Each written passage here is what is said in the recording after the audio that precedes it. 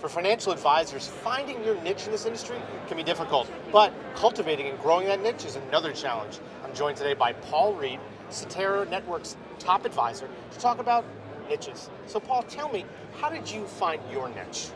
Sure, well, my niche is actually a Fortune 500 company. It's a Boeing company. And I taught classes there actually from 1988, Matt, to 2009. And it was education-based, developed an 8-session financial curriculum on retirement, 401k management, estate planning, estate strategies, and so forth. Now, finding that niche at a company like that is one challenge, but cultivating it and growing it and nurturing it for so many years is another. Tell me, how did you do that, though? Well, part of what we did is develop a customized process. When folks came in for a first meeting, it was a process designed around the key decisions that Boeing managers, executives, and engineers had to make as they prepared for retirement. So we carved it out, Matt, as retirement focused only, so those 55 and older, specifically preparedness for retirement, and then income planning, and also address some of the key Boeing decisions, which include pension options such as survivorship options, lump sum options, supplemental benefit plan, and we tended to use the Boeing acronyms and names so they could see that we're very closely tied with the information stream that Boeing had. Now, that's really interesting. Now, did you find there's some pitfalls when you focus on one niche, or is there other pieces of your practice that are built around other kinds of clients?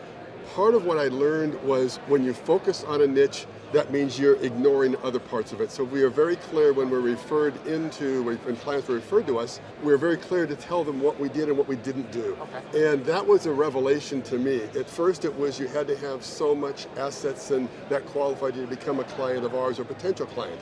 Well, now it's actually you've got to fit a certain demographic, and I've got to be convinced that our team, and it's a team of 12 people, can add true value to that client relationship from retirement all the way through life. Now, you mentioned you have a team of 12 people, but so much of this is a relationship game for you. How do you pull in those other members of your team into this relationship that you've built? Sure. First of all, I make sure that those folks on the team have the same shared commitment as I do for the clientele. I mean, I truly believe, Matt, it's a calling, both personally and professionally, to this clientele. My father, in fact, was my first client, retired from Boeing in 1986.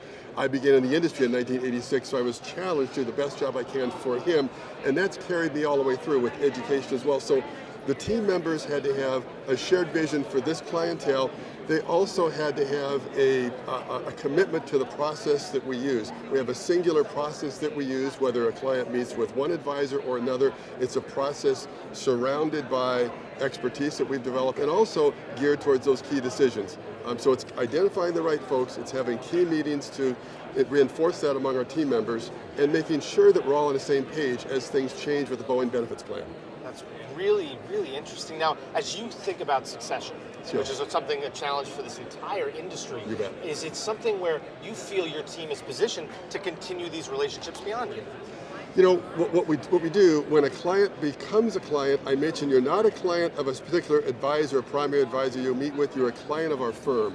And I make sure that's very evident. I also tend to bring in team members that have different expertise to apply in that client relationship. For example, we have a director of investment research and management. I bring him in to talk about the portfolio process.